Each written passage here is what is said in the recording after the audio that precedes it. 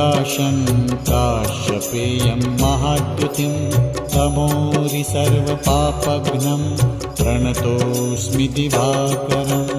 ॐ ह्रां ह्रीं ह्रौं स्वः सूर्याय नमः। ॐ ह्रां ह्रीं ह्रौं स्वः सूर्याय नमः।